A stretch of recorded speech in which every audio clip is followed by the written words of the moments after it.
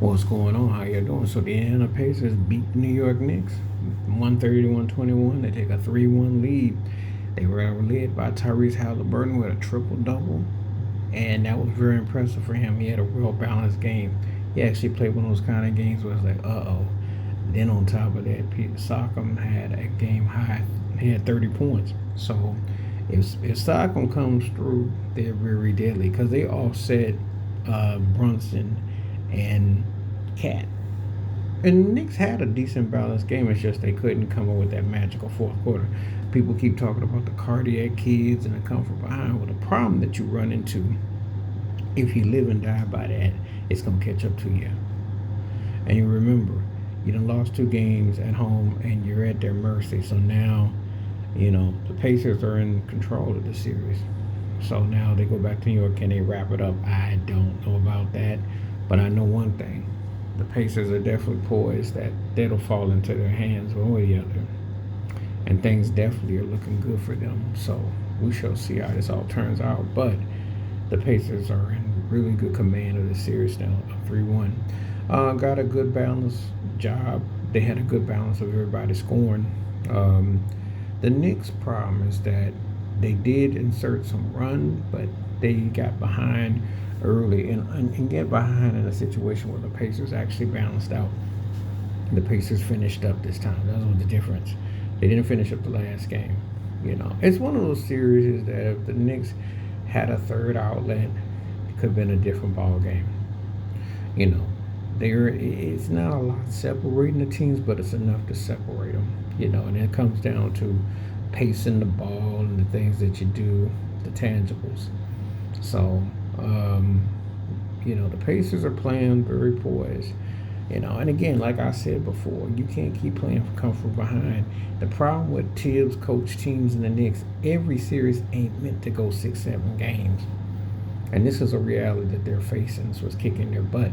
Because if you play everybody tight and close to the vest, eventually it's going to catch up to you. And teams that play like this are not champions. It's one thing you went 5 with Detroit and you went 6 with the Celtics. But now you're going to have to go at least 7 wins, and that's going to take its toll on you. So you're just setting yourself up for failure. And eventually that's what's going to happen. They're going to have to regroup in all season. I'm not saying they're going to lose the next game, but the problem that they run into is that you keep playing these kind of games, teams catch you sleeping, and you can't win those certain games because you don't have enough balance option. Now, they did get job contribution for Nobi, and Hart came up, but Robinson didn't do much this game, and they just were just kind of like playing catch-up. There was a well-balanced attack by the Pacers. That's what the difference is. The Pacers have a better overall depth of team. They can score. Miles Turner can come it up. But I think the Siakam playing the sidekick role is huge because I don't think some people forgot how good he is. And let me just say this.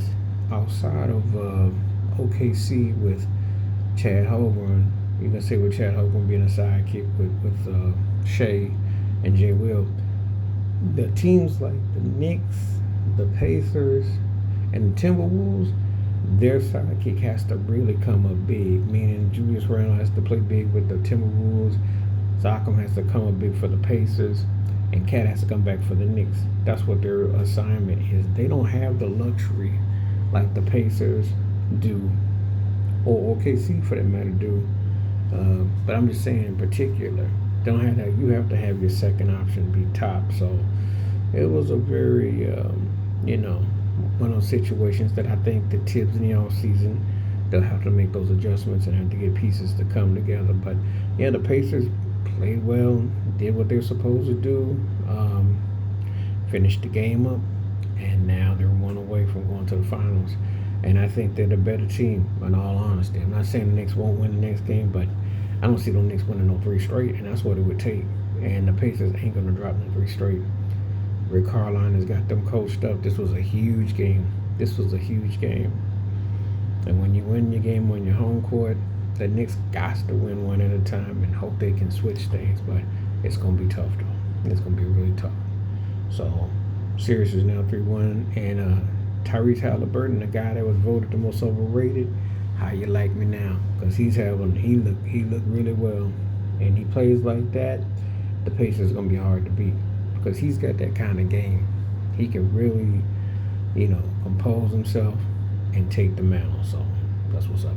Wash your hands, keep your mind clear. Watch out for another Please Share the River Light. Stay safe, stay blessed, stay woke, stay free. We out one time. Peace.